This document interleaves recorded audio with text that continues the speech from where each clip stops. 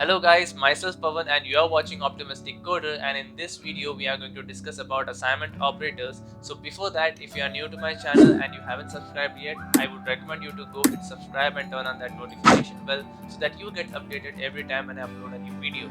So when that's clear, let's get into it.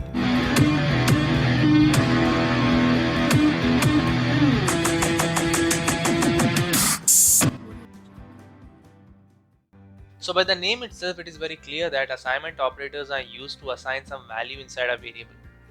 So whenever we try to perform an assignment operator, we would be doing something like this. So in the example, as we can see, value 20 is stored in variable A. Now in Java, we basically have three different types of assignment operators. First one is simple assignment, second one is chain assignment, and third is compound assignment. So whenever we perform, for example, A equals 20, it means that we are performing simple assignment operator, in which we are just trying to store a value inside a variable. But when we are trying to perform chain assignment operator, which would look something like this. So as in the example, we can see it is written as A equals B equals C equals D equals 10. So now how does this work? Whenever we want to store same data inside multiple variables, then we can use chain assignment operator. So now in this you can see we have value 10 that is first stored in variable D. Then the data that is present in variable D will be copied into C, and the variable C, whatever the data it has, its copy will be made and it will be stored in B, and same will be happening till the end, till A. So now you can see it's like a chain, it's moving from D to C, from B and then A. So it is storing one after the other, and this is the reason why it is called as chain assignment operator. So the third one is compound assignment operators. So we need to understand that whenever we see the combination of assignment operator with any other kind of operator, then we need to understand that it is a compound assignment operator. So let's see all these assignment operators in Eclipse once. I've already created a class named as operator, and within that I've created a main function, and let's see how we can perform all these assignment operators in Eclipse. So I will just write first int a equals 10, which is the simple assignment operator, and it works perfectly fine.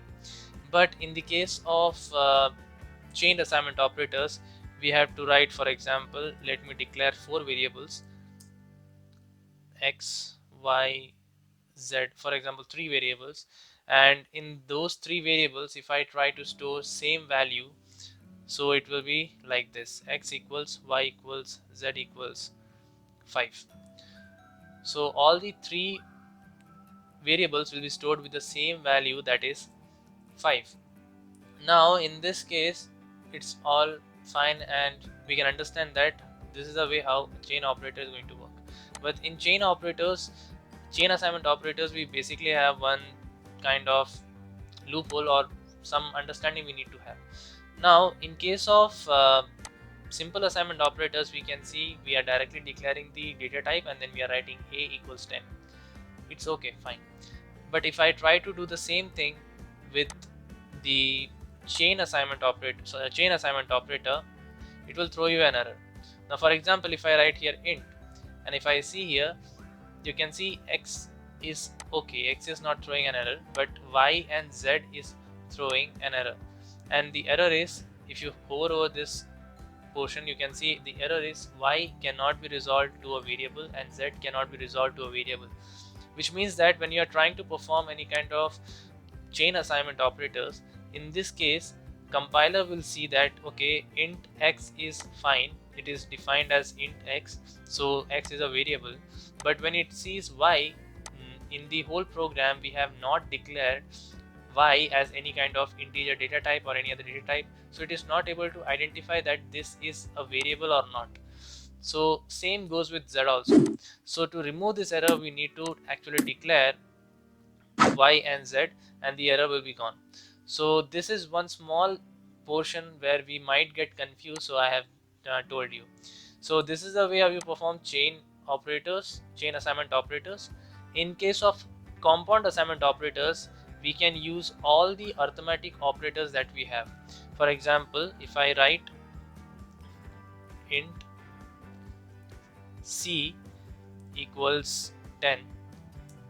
Okay, I have declared one variable, that is C, and within that I am storing value 10. Now if I try to perform any kind of assignment operators, compound assignment operators, let's see how it will be. So I can perform like C plus equals 20. Okay, so it will work fine. Now if I try to print the value, let's see what's the value we get. So that's for idea so I will be writing all the assignment operators combined with arithmetic. So let's see. Okay, so I have written the statements. So let's execute this whole print statements and we can see what is the output that we get at the end. So we can see the output is 30. That is fine because C is having value 10 and we are adding 20 to it. So value 30 is okay. Second, we are subtracting 20 from 30. So that is 10. Then we are multiplying 20 to 10, that is 200. Then we are dividing it by 20, so that is 10, and then we are finding modulo, so that is also 10. So this is the way how we can perform compound assignment operators. And if you want to see the equivalent statement for this particular compound assignment, you can actually write it like this. Now if I write the same statement, I will just make it simple. C equals C plus 20. So if I try to print the statement again, you can see that we can find the same answer that we already got in the case of compound assignments. So you can say that this particular statement is a replacement for compound assignment. So that's the way how you perform compound assignment operators. Not even for arithmetic, you also have compound assignment operators for bitwise operators, that is bitwise AND, bitwise OR and bitwise XOR. Even I have discussed all these operators in my previous video, you can go and check out those. And even for the shift operators also, left shift, right shift and unsigned right shift. So if you have any doubt in shift operators, you can go check out the previous video that I have created in bitwise and shift operators. You will get a clear clarity about it. So you can just perform like this. For example, C ampersand 1 ampersand sign equals 3. So that's the basic AND operator. Okay, so bitwise AND operator, and you can go the same way with the OR XOR.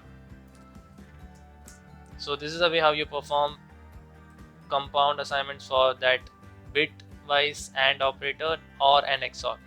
So in the case of shift operators, if you are confused that what is a left shift and right shift, for now just understand that whatever the data that you try to store, it will be stored in binary format, and that binary format data will be shifted towards right or left as per your operator. So for now example, if you are taking right shift operator, it will be moving towards right, and if you are taking a left shift operator, it will be moving towards left, and the vacant spaces will be filled automatically. And if you want that the vacant spaces should not be filled by its own, and you want that only 0 value should be filled on the vacant spaces, then you can go with unsigned right shift operator, and that is the use of unsigned right shift operator. If you don't want that the sign of the data should be changed into negative, then you can go with unsigned right shift operator. So that's the whole thing that we have in assignment operators: chain assignment, compound assignment and simple assignment. That's all in today's videos, guys. If you like the video, please hit like and subscribe to my channel. In the next video we are going to discuss about control statements. Till then, bye.